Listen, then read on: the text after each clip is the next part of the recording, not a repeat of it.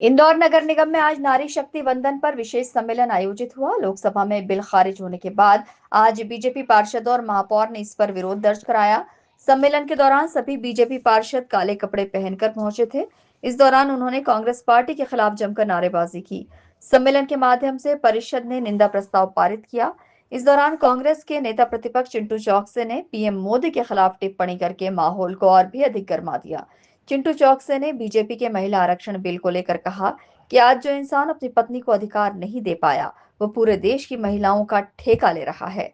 चिंटू के इस बयान के बाद सम्मेलन में जमकर हंगामा शुरू हो गया। चिंटू चौकसे ने बयान दिया है कि अगर बीजेपी महिला समर्थक है तो मौजूदा 543 सीटों पर ही आरक्षण लागू करे और परिसीमन का बहाना न बनाए। जिस तरीके से पूरे देश की जनता को पता है कि सन 2023 में ये महिला आरक्षण बिल लोकसभा में पास होके कानून बन चुका है। जब किसी कानून को एग्जीक्यूट करना है तो आप क्यों नहीं कर रहे? जब आप 2026 में महिला आरक्षण को लेकर बात करते हैं तो उसमें आप डिलिमिटेशन का एक फंडा डाल देते हैं। चूँकि आपको पता है कि डिलिमिटेशन आप अलग से पास नहीं करा पाओगे किसी भी कंडीशन में, उसके लिए भी 2/3 मेजोरिटी चाहिए।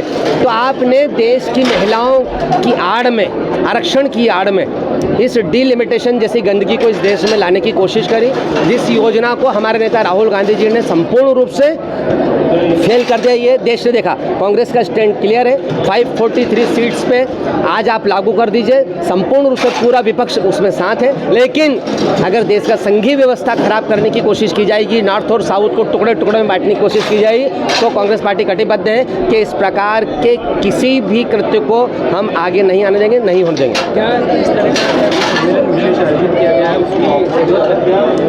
देखिए, निश्चित रूप से महिला आरक्षण बिल बड़ा विषय था और सब चाहते थे कि वो पास हो, लेकिन चूंकि भारतीय जनता पार्टी की नीति और नियत दोनों में स्पष्टवादिता नहीं है, खोट है कि वो नहीं चाहती है कि महिला आरक्षण हो, महिलाओं को आगे बढ़ाया जाए। उनकी सोच सिर्फ और सिर्फ थी कि इसके माध्यम से डिलिमिटेशन हो। इधर महापौर पुष्यमित्र भार्गव ने एक बार फिर से कांग्रेस पर जमकर निशाना साधा और कांग्रेस के नेताओं को महिला विरोधी बताया।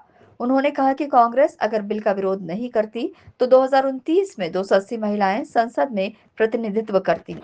देखिए, बहुत दुर्भाग्यपूर्ण है।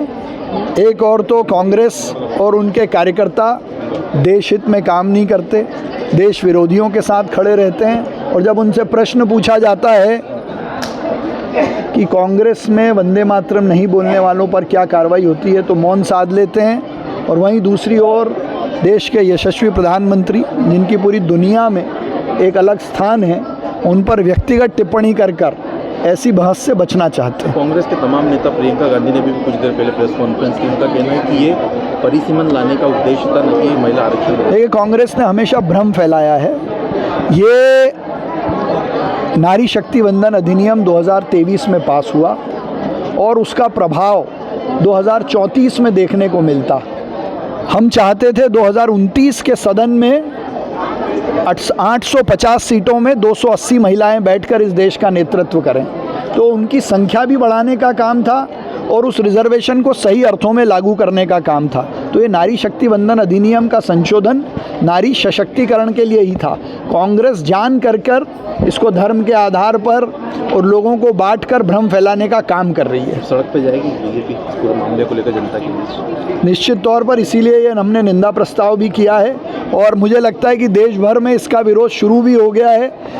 कई शहरों से ये खबरें भी आई हैं कि बड़ी बड़ी रैलियाँ कांग्रेस के इस कृत्य के खिलाफ निकल रही हैं। आज सुबह भी इंदौर में राजवाड़ा पर कई महिलाओं ने इसका विरोध किया है। फिलहाल महिला आरक्षण बिल के खारिज होने से बीजेपी काफी आक्रामक है और वो आने वाले दिनों में सड़क से संसद तक कांग्रेस को घेरने की रणनीति बना रही है। Bureau report, INN news, Indore.